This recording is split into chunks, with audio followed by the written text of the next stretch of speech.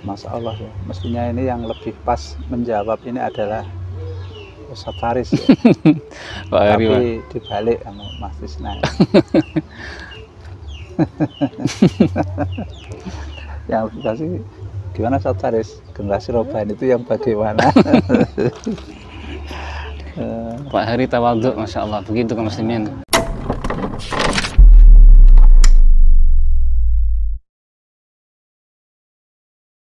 Assalamualaikum warahmatullahi wabarakatuh. Waalaikumsalam warahmatullahi wabarakatuh. Alhamdulillah, wassalatu wassalamu ala rasulillah wa ala alihi wa ashabihi wa wala wala hawla wala quwata illa billah wa ba'd. Kaum muslimin rahimakumullah. Alhamdulillah, sekali puji bagi Allah Subhanahu wa taala. Sore hari ini bahagia sekali karena kita kehadiran tamu yang istimewa, insya Allah. Istimewa sampean, yaitu Bapak Haryanto. Kita akan mengobrol sama beliau, Pak Hari, ngobrol-ngobrol santai, membahas tentang tema mencetak generasi Robbani. Baik kaum muslimin, kita sapa dulu beliau. Assalamualaikum Pak Hari. Waalaikumsalam Ustadz Faris, Masya Allah. Bagaimana kabar jenengan Pak Hari? Alhamdulillah sehat Ustadz. Jadi kita insya Allah akan ngobrol tema tadi Pak Hari. Pertanyaan saya atau yang saya tanyakan itu, generasi Robbani itu maknanya apa? Kemudian bagaimana cara kita mencetak generasi Robbani? Saya rangkap dua atau Pak Hari? Ditambah lagi. Mungkin dua itu Pak Hari. Nanti barangkali ada pertanyaan lagi saya tanyakan ke jenengan. Ya, Assalamualaikum warahmatullahi wabarakatuh. Masya Allah ya, mestinya ini yang lebih pas menjawab ini adalah Ustadz Faris ya. Pak Heri, tapi Pak. dibalik sama Mas Tisna. Yang dikasih gimana Ustadz Faris? Generasi Robain itu yang bagaimana? Pak Heri tawadhu, Masya Allah, begitu kaum muslimin. Insya Allah beliau tawadhu ini. Ini saya menjawab sesuai dengan apa yang selama ini saya ketahui ya. Mungkin juga yang pernah kita dengar dari guru kita, dan bahkan juga beliau Ustadz Faris juga beberapa kali menyampaikan tentang generasi Robain. Ya, kita memandang dan melihatnya bahwasanya generasi Robain itu adalah generasi yang senantiasa hidup di atas ketaatan kepada Allah Subhanahu wa Ta'ala. Dan mungkin banyak lagi beberapa pendapat para ulama-ulama terdahulu tentang generasi Robain. Tetapi yang menjadi persoalan adalah bagaimana kita melahirkan, mencetak generasi Robain. Memang ini menjadi salah satu tanggung jawab kita bersama, terutama adalah kedua orang tua. Bagaimana kita mencetak generasi Robain. Apalagi di zaman hari ini, zaman yang penuh fitnah. Ya. Hampir di semua sudut-sudut kehidupan ini, anak-anak kita, bahkan kita sebagai orang tua, tidak lepas dengan fitnah yang bisa menjadikan kita gagal dalam mencetak generasi Robain. Mengapa? Tadi kita sampaikan bahwasanya ujung tombak dari bagaimana generasi Robain itu dicetak itu pertama adalah dari keluarga. Keluarga ini adalah merupakan salah satu fondasi yang sangat asasi, yang sangat prinsip sekali, dan kemudian adalah tempat di mana dia belajar. Itu menjadi sangat penentu. Dan kemudian komunitas dia bergaul. Artinya ada 3 tempat yang menjadi salah satu penentu anak-anak kita menjadi anak-anak Robain. dalam hal ini adalah kedua orang tua. Kadang-kadang ada beberapa hal yang selama ini dianggap peranan untuk mencetak generasi-generasi robani itu adalah di sebuah madrasah. Padahal justru pondasi yang pertama, ya, madrasah yang sangat utama adalah kedua orang tua, yaitu adalah di mana anak itu dilahirkan, yaitu di keluarga. Tatkala kita berbicara tentang kedua orang tua, otomatis orang tua ini tidak lain kecuali adalah dia harus siap menjadi pendidik bagi anak-anaknya. Okay. Apalagi seorang ibu adalah merupakan penentu, karena hampir anak-anak 24 jam pada usia balita itu mereka dalam pangkuan ibundanya, mereka dipeluk oleh ibundanya, mereka sampai kemudian tidur, sampai kemudian mandi. Peranan ibu itu memiliki peranan yang luar biasa untuk mencinta akhlak didik anak-anak kita. Barangkali kalau seorang ayah, ya, dia akan banyak berjauhan dengan anaknya karena pagi dia harus kerja. Otomatis ini adalah, walaupun memang peranan dari ibu luar biasa, tetapi tetap keduanya, terutama ayah, yang ini adalah merupakan imam pemimpin dalam keluarga, wajib keduanya adalah seorang pendidik. Dan berikutnya bahwasanya apalagi di era seperti ini, ya, untuk meletakkan pondasi, membangun karakter, ya, kemudian bagaimana mengenalkan tentang Allah Subhanahu wa Ta'ala, itu tadi saya sampaikan kembali kepada peranan ibu dan bapak.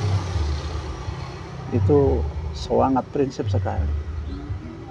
Kemudian kita kembali kepada anak-anak pada usia balita. Pada anak-anak usia balita ini, bahkan sampai pada usia dewasa, kecenderungan anak itu meniru itu lebih kuat. Dan ini yang paling banyak menjadikan karakter terbentuk itu adalah tatkala anak-anak itu menyaksikan, mendengar sikap perilaku kedua orang tuanya. Sehingga bagaimana anak-anak itu betul-betul tumbuh dewasa, kemudian dengan sajian-sajian keluarga dari kedua abi dan ibunya itu betul-betul semua menjadi sajian yang terbaik, kecuali ibunya harus berilmu, abinya juga harus berilmu. Terutama pada usia 5 tahun. 5 tahun anak cenderung mengikuti apa yang disampaikan ibunya, ya. Bahkan semua apa yang dilakukan ibunya itu anak itu akan mengikuti, dan juga ayahnya. Makanya di sini tatkala kita berbicara tentang masalah generasi robani, ya memang konsekuensinya adalah kita harus punya ilmu agama yang sangat cukup. Itu saja. Oke. Jadi pendidik utama itu kedua orang tua. Iya. Kalau untuk urutan berikutnya, Pak Ri? Iya. Mungkin. Apalagi ini kita tetap kembali pada orang tua, ya. Nanti urut-urutannya ke ya, agak di kemudian. Oh gitu. Bahwasanya kedua orang tuanya ini harus betul-betul tahu tentang masalah posisi kita sebagai kedua orang tua. Bahwasanya kedua orang tua itu adalah tatkala Allah berikan anak, maka kita harus tahu tentang tanggung jawab kita untuk bisa membimbing anak-anak. Ya, bahwasanya anak itu adalah amanah yang Allah berikan. Okay. Sebagaimana Allah telah berfirman, ya ayyuhalladzina amanu qu anfusakum wa ahlikum nar. Ini bahwasanya kita diperintahkan untuk menjaga diri kita dari azab api neraka jahanam, kemudian keluarga kita dan kemudian anak-anak. Dan tatkala kita menyimak bagaimana firman ini disampaikan, bahwasanya ini adalah merupakan amanah yang Allah berikan pada kita, di mana seorang tua, yaitu terutama kita adalah seorang ayah, kita harus mampu menjaga diri kita. dari adab abinaka jalan, dan kemudian anak dan istri. Nah, konsekuensi dari amanah tadi, kita tidak lain kecuali berkali-kali kita sampaikan, kita harus tahu tentang apa yang diridhoi oleh Allah dan apa yang dibenci oleh Allah Subhanahu wa Ta'ala. Dalam hal ini kita harus mengenalkan anak-anak kita, terutama kita, adalah tentang pendidikan Islam secara kafah. Nah, ini setidaknya pada usia-usia 5 tahun, ya, betul-betul anak dalam rumah ini betul-betul kita tanamkan sebuah pondasi agama yang kuat, seperti itu. Nah, kemudian setelah itu anak-anak kita pilihkan di lembaga atau madrasah yang betul-betul di situ kita tahu, yaitu pendidikan agama yang cukup bagus dengan akidah yang benar, dan kemudian kita melihat, kita perhatikan, kita betul-betul kita tahu, kita yakini bahwasanya madrasah itu adalah pendidikan agama yang betul-betul apa ya, dengan dasar akidah yang bagus, ya. Kemudian akidah yang bagus nggak mungkin kecuali dari guru-guru yang lurus akidahnya dan manhajnya. Itu Ustaz. Iya, Masya Allah. Kalau ini Pak, apa namanya? Faktor utama atau penyebab-penyebab yang banyak merusak anak-anak, terutama anak muda, itu apa? Karena saya juga sering melihat anak-anak muda itu sebagiannya zaman sekarang itu tidak beradab kepada guru, kemudian tidak beradab kepada orang tua, kemudian jarang melaksanakan sholat, bukan hanya malas melaksanakan sholat, meninggalkan sholat. Kemudian ada lagi yang sudah seperti MTS atau Aliyah, itu kerjaannya main game dan sebagainya, bahkan belum bisa baca Al-Quran. Jadi penyebab-penyebabnya itu apa Pak? Nah, kita seperti ini ya, kita kembali kepada peranan orang tua, ya. Atau kalau dulu kita sering ada pepatah ya, kalau kalian ingin lihat anak-anak kalian, kalau kalian ingin tahu bagaimana karakter orang tua, jadi lihatlah anak-anak. Oh, berarti memang orang tua itu paling Pak ya? Memang orang tua itu sangat berpengaruh, menentukan ya. Anak kita itu mau jadi apa, itu peranan orang tua itu menjadi sangat luar biasa. Karena gini Ustaz, ini juga terkait ketika kita berbicara tentang kepribadian, yaitu tentang akhlak, kemudian pola pikir anak dan segala macam, itu semua nggak lepas dari kondisi batin, kondisi hati, kondisi jiwa. Kondisi jiwa itu, kondisi hati itu sangat ada entry point-nya, ada pintu masuknya adalah kedua mata, telinga, dan mulut. Nah, ketika anak-anak melihat, anak-anak mendengarkan, anak-anak mengucapkan sesuatu yang tidak benar, melihat sesuatu yang nggak benar, mendengarkan sesuatu yang nggak bagus untuk anak-anaknya, maka ini juga akan tertoreh pada hatinya adalah goresan-goresan atau noda-noda yang hitam. Akhirnya noda yang hitam ini kemudian tanpa disadari ini membentuk sebuah perilaku yang tidak baik, sehingga anak-anak juga mudah pemarah, ada kedengkian dan segala macam, dan ini juga berdampak kepada sikap kita kepada Allah Subhanahu wa Ta'ala berkaitan dengan masalah menjalankan syariat.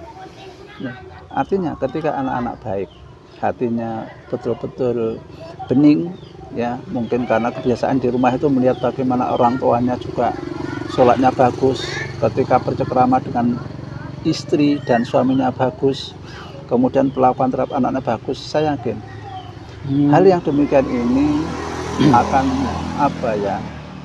akan membentuk sebuah sikap yang dimana anak-anak itu akan mudah untuk berinteraksi, beradaptasi dengan syariat-syariat Allah Subhanahu wa Ta'ala, sehingga anak-anak mudah sholat berjamaah, sholat 5 waktu, dan bahkan ibadah-ibadah yang lain. Ini sangat berpengaruh. Sangat berpengaruh seperti itu. Masya Allah. Nah, Tapi sebaliknya, jikalau seorang di rumah, ya anak-anak itu selalu melihat pertikaian atau sikap ayahnya yang kurang bagus, sikap ibunya yang nggak benar, dan itu juga akan menjadi sebab terbentuknya sikap dengan apa? Hatinya bermasalah, sehingga anak-anak seperti ini ya, itu beda dengan anak-anak yang dalam keluarga yang baik, sehingga tatkala di sekolah ditanamkan tentang Al-Quran, ditanamkan tentang bagaimana memahami hadis-hadis Rasulullah, dan bahkan cabang-cabang ilmu dari agama, anak-anak akan mudah untuk menerima. Itu akan kelihatan dari keluarganya. Apalagi kalau keluarganya itu memang taat dan kemudian sering berdoa kepada Allah Subhanahu wa Ta'ala. Kita ingat di antara salah satu tabi'in, ya kalau nggak sahabat Faris, tatkala bagaimana dia mengingat anaknya, ya ketika beliau sholat, dia menambah sholatnya, menambah rakaat sholatnya, ya. Karena dia takut, karena dia berharap anak menjadi anak-anak yang lebih baik, karena dia tahu bahwasanya baiknya anak itu nggak lepas dari bagaimana orang tuanya itu berinteraksi kepada Allah Subhanahu wa Ta'ala. Nah, kemudian kita ingat di surat Al-Kahfi tentang surat Al-Kahfi bagaimana solehnya orang tua, sampai kemudian Allah pun juga menjaga hartanya. Sampai seperti itu. Artinya kesolehan orang tua itu berdampak kepada semuanya, kepada anaknya, sampai hartanya pun dijaga. Nah, artinya apa? Ya ini, kita memang betul-betul tatkala berharap bahwasanya anak-anak kita muncul, anak kita lahir sebagai generasi-generasi robani, maka kita pun juga harus mampu menjadi orang tua yang robani. Itu ya, seperti itu. Terima kasih Pak Ri, jazakallahu khairan atas nasihat dan ilmunya yang bermanfaat, Masya Allah. Bagaimana Pak Ri, kita akhiri? Baik kaum muslimin, ngobrolnya sama Pak Hari sampai sini dulu. Semoga yang beliau sampaikan tadi bermanfaat. Akhirul kalam, subhanakallahumma wa bihamdika, asyhadu an la ilaha illa anta, astaghfiruka wa atubu ilaik. Assalamualaikum warahmatullahi wabarakatuh.